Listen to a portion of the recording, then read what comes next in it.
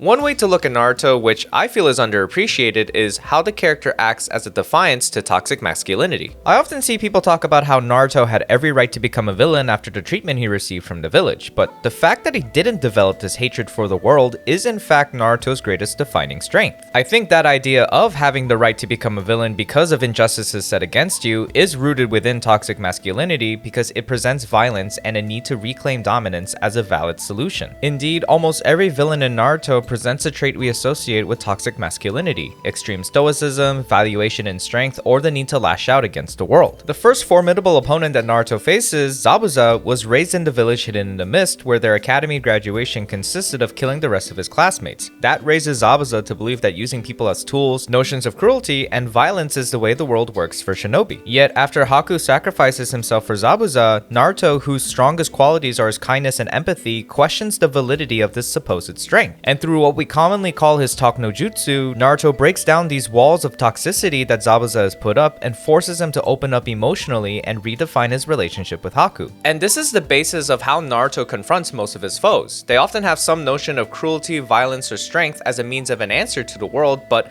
Naruto always questions the validity of that solution. We see this when he tells Gaara he was just like him, yet through the emotional bonds of his friends was able to find strength to overcome darkness. When he challenges the fatalism of Neji's notion of destiny. When he tells Nagato that he will carry the burden of pain to break the cycle of hatred and violence. He understands the pain of the foes he faces, but ultimately he is a character that has chosen to hold the burden of the cruelty against him to better change the world rather than to lash out against it under the guise of fixing the world. And ultimately, this is the greatest contrast between him and Sasuke, who has decided to declare himself an avenger with the sole purpose of killing Itachi. And the fact that Sasuke is presented with an immediate regret after enacting his revenge and continues his cycle of hatred by instead declaring his goal of the destruction of the Leaf Village emphasizes the darkness of his path compared to Naruto. Naruto prioritizes the bonds he forms with the people around him. He shows a vulnerability that many people would define as weakness. He's a character that isn't afraid to cry, and ultimately, he expresses his emotions openly. As a character, he redefines masculinity through his gentle nature, and that's what I think makes Naruto such a great anime.